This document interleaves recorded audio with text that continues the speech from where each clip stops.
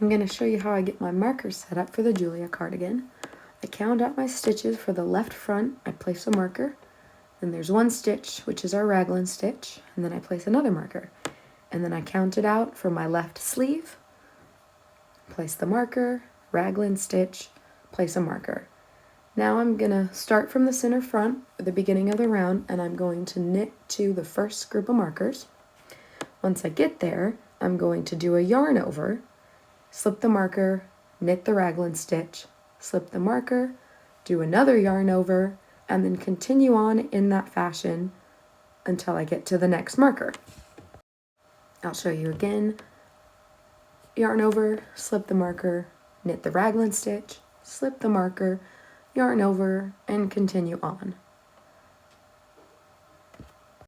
I will continue like that until I get just past the right front sleeve. That's where I will work my short rows. I'm at the right front sleeve. I'm going to do my yarn over, slip the marker, knit the raglan stitch, slip the marker, do my yarn over, and in this earlier pattern I knit 3 past, but you'll follow the pattern. You'll see the note there. Once I get to the part in the pattern where it says to turn the work, I'm going to flip my work over so I can see the wrong side of the work. Then I'm going to slip the first needle from my left hand needle to my right hand needle, and I'm going to pull on that yarn tail and bring the yarn back and around to the front. Once it's back to the front, I'm going to continue purling, just as it says in the pattern, and I want to purl that yarn over just like a normal stitch.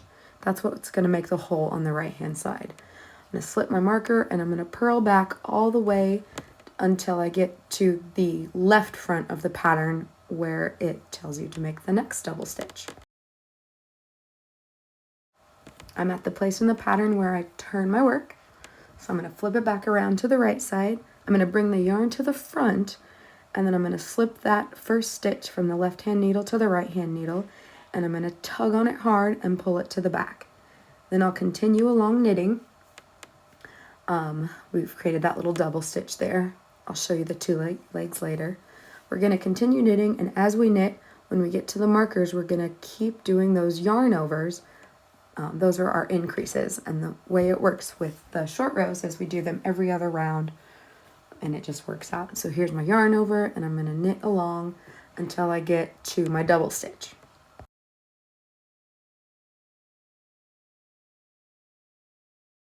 We're coming up on the double stitch, and I'm going to zoom in here so you can see. Here's the 2 legs of the double stitch and a normal purl stitch. We are going to knit those 2 legs together. Here it is in slow-mo. Put your needle under both legs, and we're going to purl them together because we're on the wrong side, just like you would a single stitch. Pull it tight and then continue on purling.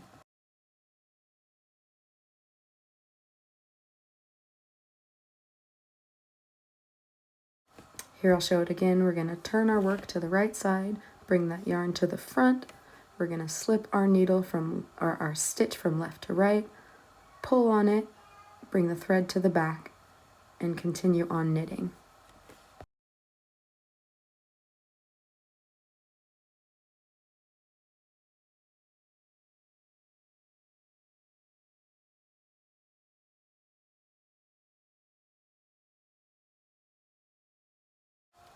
Here you can start to see the eyelets taking shape. It's just a really nice, easy way to make increases, and it comes out looking so pretty.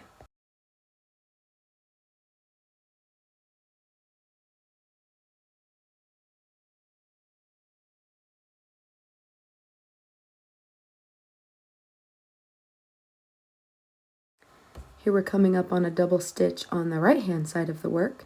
You can see again the 2 legs of the double stitch, so we're going to take our needle, put them in knitwise through both legs, knit them together, and then knit the next stitch and kind of cinch it up as you go. And then we're just going to keep knitting along to the beginning of the round.